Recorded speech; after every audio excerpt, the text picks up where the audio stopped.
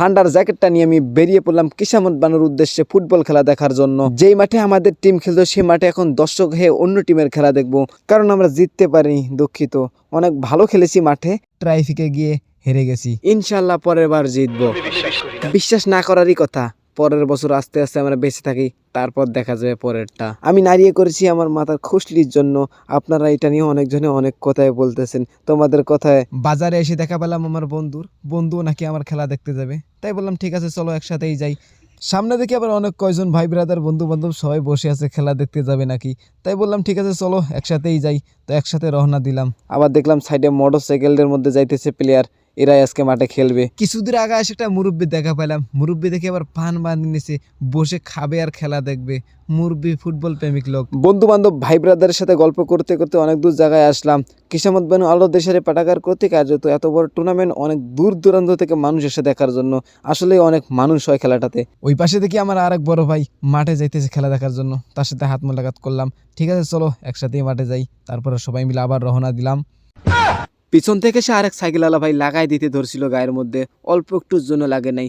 সাইকেলের পিছনের জন্য লাভ দিয়ে বলতেছে তুমি আগাও, আমি এই ভাইদের সাথে হেঁটে হেঁটে যাই।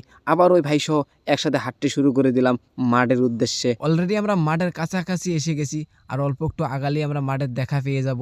অলরেডি আমি মাঠের কাছে এসে গেছি। আমার বন্ধু বান্ধব ভাই ব্রাদাররা এরা গেছে প্লেয়ারদের দেখার জন্য, ওখানে প্লেয়ারেরা ড্রেস চেঞ্জ করতেছে, ওইখানে গেছে। আমি মাঠের ভিতর ঢুকে দেখি তেমন দর্শক আসেনি, আস্তে আস্তে সবাই আসবে। তাই আমি কমিটির কাছ থেকে বলটা নিয়ে একটু নাচানাচি শুরু করে দিয়েছিলাম। তো ছোটো ভাই বলতেছে ভাইয়া আমাকেও বলটা দাও। আমি তাকে একটু ভয় দেখাইছিলাম, তো ভয় পাইছিল অনেকটা।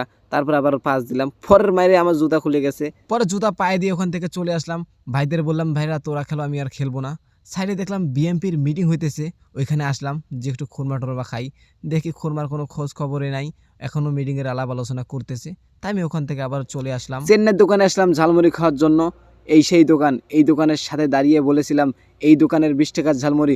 কুড়িগ্রাম কলেজের সামনে যত্নের কাজ সেই তাজা গোলাপ ফুল, এই সেই দোকান। আমি 10 টাকা ঝালমুড়ি নিলাম, আমার ক্যামেরাম্যানকে 10 টাকা দিলাম, দুজনে মিলে খাইতেছি।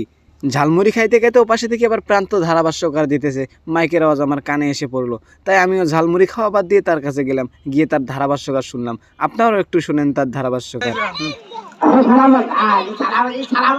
বুঝলাম না। অনেক হাসাহাসি করলাম, আর হাসা যাবে না। যাই হোক, এপাশে আবার দেখি অনন্তপুরের টিম এসে রেডি হয়ে যাচ্ছে মাঠের মধ্যে। এপাশে আবার রংপুরের টিমও রেডি হয়ে গেছে, দুই টিমে প্রস্তুত। আর কিছুক্ষণের মধ্যে আমাদের খেলা শুরু হয়ে যাবে। এপাশে দেখি আবার ছোট বাচ্চারা পতাকা নিয়ে আছে, রিপারিসার বাঁশি দেওয়াতে দুই টিম সারিবদ্ধভাবে লাইনে দাঁড়িয়ে যাবে। বলতে বলতে রিপারিসার বাঁশি দিয়ে দিল, দুই টিম সারিবদ্ধভাবে মাঠের সাইডে দাঁড়িয়ে গেল। এত সুন্দর খেলার